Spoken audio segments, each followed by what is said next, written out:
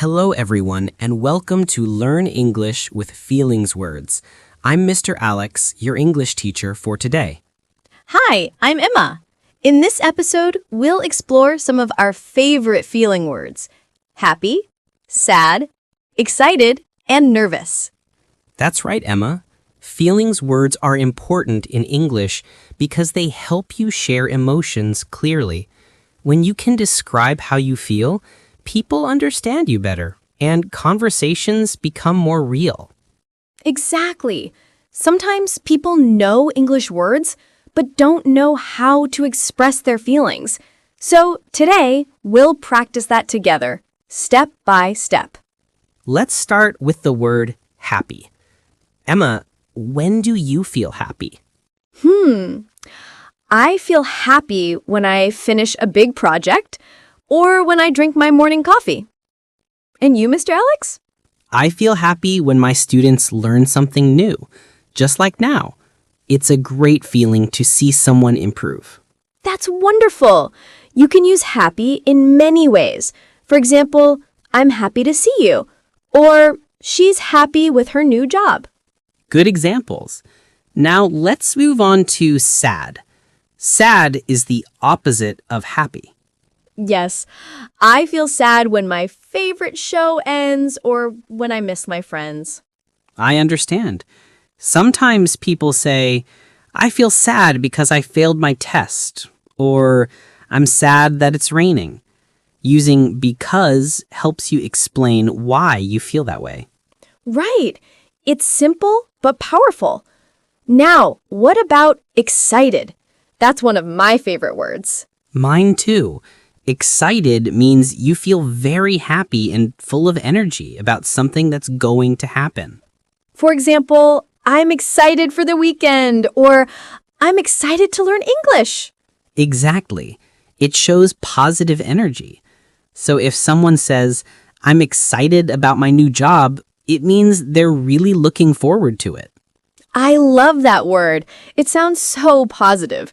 Now, our fourth word is nervous. Yes. Nervous means you feel worried or afraid, usually before something important. Like before an exam or before giving a presentation in front of your class. That's a perfect example. You can say, I'm nervous about my interview, or I get nervous when I speak in public. Mr. Alex, do you ever feel nervous? Of course, everyone does sometimes. I feel a little nervous before teaching a new topic or speaking in front of a big audience. That's normal. It shows that you care about what you're doing. Exactly, Emma. Now, let's practice a small conversation using these 4 feelings words. I'll say a sentence, and you guess the feeling. Ready? Ready? Let's do it. Okay, first one. I just got a new puppy. That sounds like happy. Correct. Next one. I have to give a big speech tomorrow. Ooh, that one is nervous. Yes. Third one. My best friend moved to another city. That's sad. And the last one. We're going on vacation next week. That's easy. Excited. Great job, Emma. And great job to everyone listening. You can pause and practice along with us too. You can even make your own sentences at home. Try saying, I feel happy when, and complete the sentence. That's a fantastic way to practice. When you say your feelings out loud, it helps you remember the words and use them naturally. Let's do a quick recap of today's lesson. We learned 4 feeling words: happy, sad, excited, and nervous. These words are easy to use in daily English conversations. For example, when you meet a friend, you can say, I'm happy to see you. Or if you're talking about an exam, you might say, I'm nervous about my test. Exactly. The more you practice, the easier it becomes. Don't be afraid to use feelings words. They make your English sound natural and friendly. And remember, it's okay to have all kinds of feelings.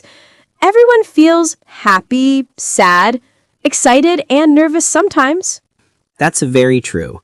Learning how to talk about your feelings helps you express yourself clearly and connect with others. Thank you for joining us today, everyone.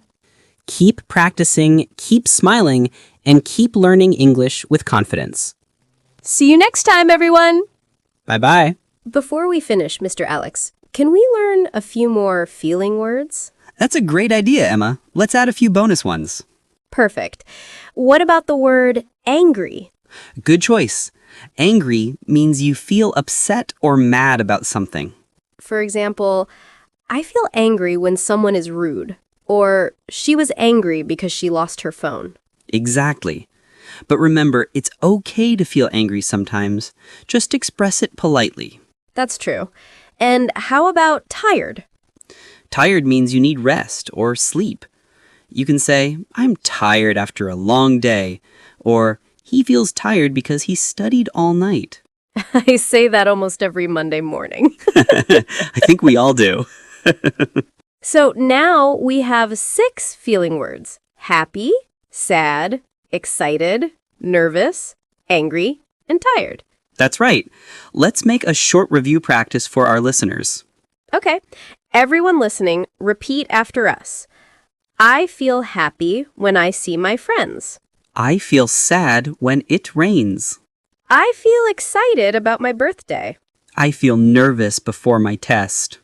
I feel angry when someone lies. I feel tired after school. Excellent. You're doing great. Yes, practice saying these sentences with your own ideas. You can change the words and make them personal. That's how you make learning real. The more you talk about your feelings, the more confident you'll become in English. Before we end, Mr. Alex, can you share a quick tip for learning feeling words faster? Of course. My tip is use your face and body. When you say happy, smile. When you say sad, It's like acting while learning.